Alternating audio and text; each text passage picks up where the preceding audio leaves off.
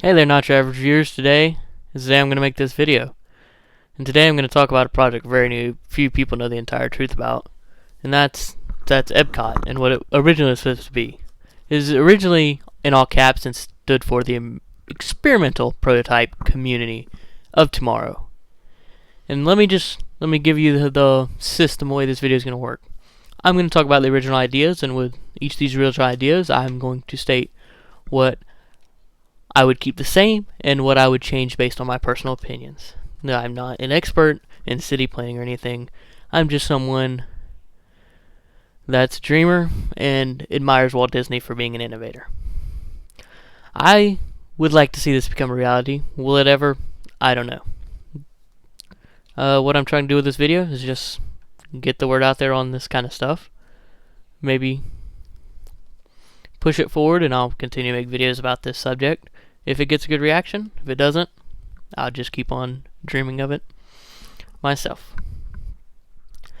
The first time this was ever heard of was in 1966 when Walt put out a video on ABC that was about the new Florida project. He stood there and explained stuff and made it seem such a great idea, and it convinced me it's a great idea, and it's convinced hundreds of others that's a great idea. What we need is the brain power to make this thing work. Now I'm going to explain how this works. The city was supposed to have a radial design, kind of like a wheel, and then everything branched out from the center hub. And it would have been kind of like a display for the innovation of the time. It would constantly be changing. And was originally supposed to be a temporary thing, where you'd live for 9 months at a time and be paid to live there. Now this is where I first had the first problem. I would want it to be a more temporary situation where you move there and you had a stable job. Not too stable though, it's not a communist society. You could still get fired for doing a bad job, such, and doing things you could get fired for in regular jobs. But along with your job would come your housing and your transportation.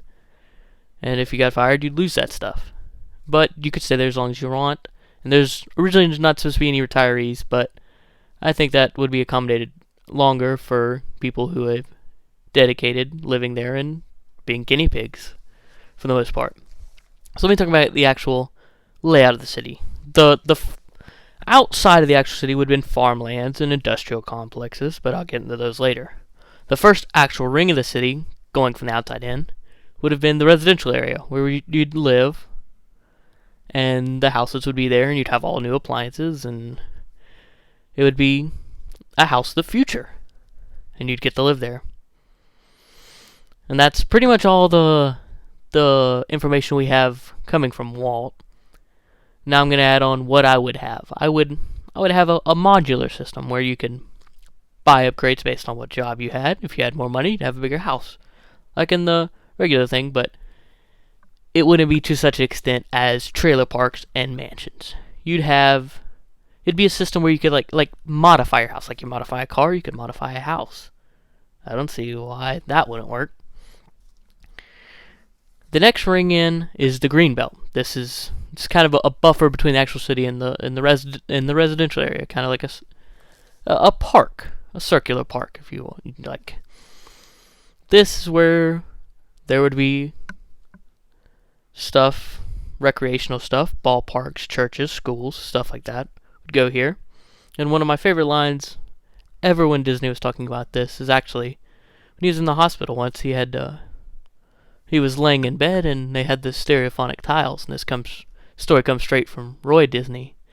And Walt has sat there and planned out the entire city on the ceiling, and he'd point up to certain things and explain the whole thing. And one spot he pointed out was in this green belt. And he said, I'm going to put a bench right there so me and my wife can sit there and we can watch all the happy people. And then this green belt is going to be a kind of place, I mean, you could stop there on your way in from work, have a nice day, the weather's nice, which is going to be in Florida, so it may be raining.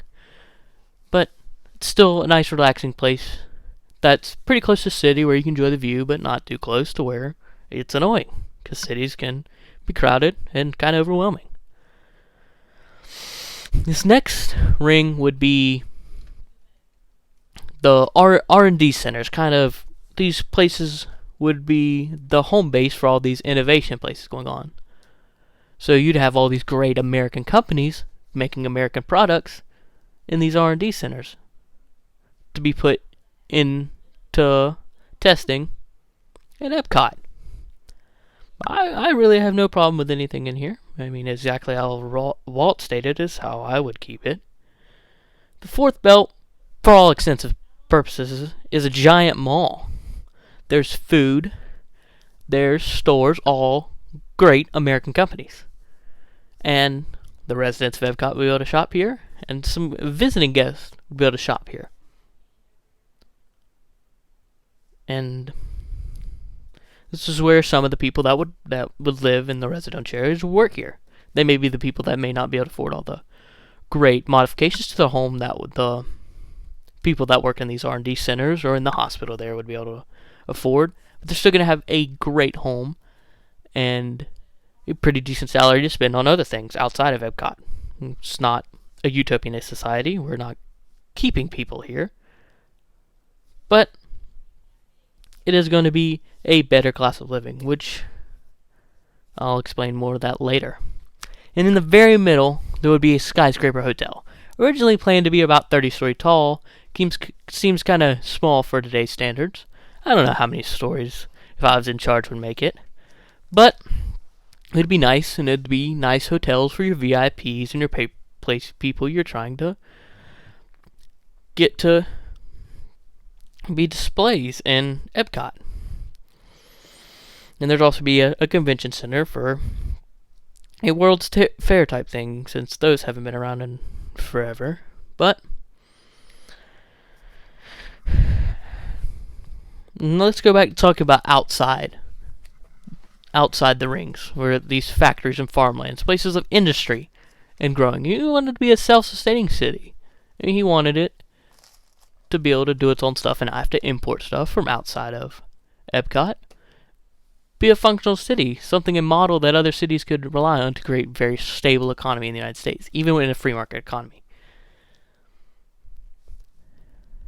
I know that sounded like I just put down free market economy, but I did not. I am in no way a communist. Throughout this city would be systems of monorails and people movers to connect every bit and piece of the city. These monorails would run out to the industrial area, out to the farmlands, and if I were in charge of this process, I would also put a zoo near it, but that's just me. And they'd run out to there.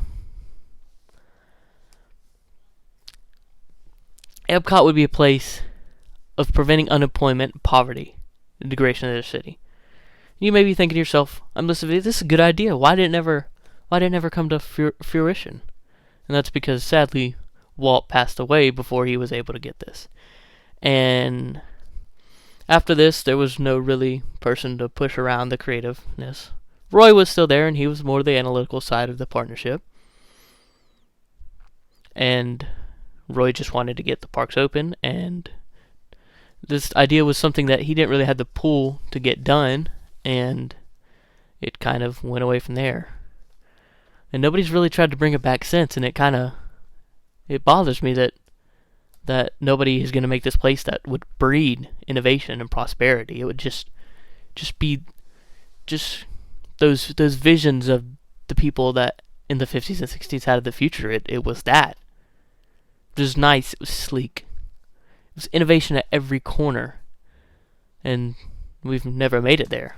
We continue at a snail's pace, and we continue to get slower. Innovation continues to slow. And in the previous video I made on this, there was a link in there, and it was a documentary, and this is really what inspired me to make. I got a notebook and started writing down ideas about this stuff. And I'm going to share some of those ideas with you.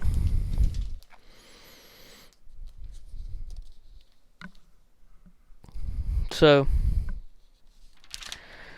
I would also put a school in this, which is not part of the original plan, and this would be the greatest school ever known to man, and would be very very different from most school systems today, focusing more on innovation and imagination and creativity and dreaming than analytics and stuff like that.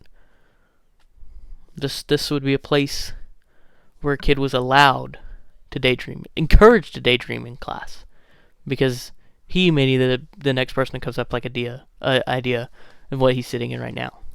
And it'd be very, very highly educational classrooms, a little untraditional. The school would be kind of more spread out, more like a college campus, but for 6th through 12th graders. The elementary school would be in the green belt where it should belong, and would be a little bit more traditional, but not extremely traditional. And this would be off kind of to the corner near the zoo area. That way, the natural history classes, which is natural sciences and stuff, could go and study in the zoo. I mean, can you imagine if your biology class was in a zoo, how much better you would learn? You'd have your math and your reading, and they'd be kind of in the main building in the middle. They'd branch out, and you may be able to hop them on a monorail once a week and go out to the industry or the R&D centers and see things how are done in a more of an engineering-based class. And soon you start to see this school is taking great draws from the greatest parts of college, and it starts to wonder, would these kids be better prepared for college if it was done this way? That's what I got for right now. I mean, I continue to think about this almost nearly constantly. I'll doodle on my papers in school different sketches of how I think it should be, and it's just something I like daydream about. Some people dream of being rich and famous. I dream of changing the world. So if you also share that dream, like this video, share it with somebody. Actually, I don't want you to like this video. I don't care if you like this video. I feel like I'm advertising my own self to you. Just know that if you share this video, somebody, you may find another dreamer just like you, and we create a community of dreamers. And before you know it, could be a reality. I'd like to leave this video with a couple of Walt Disney quotes here. One of his quotes that may pertain to you is if you're kind of thinking, oh, I don't think this is not possible. There's no way this guy can do it. I don't know why that came out in a little bit of a British accent, I guess. I don't know. But he said, if you can dream it, you can do it. That applies to anything. If you dream that you can build something, you can change something, do it. Go after it.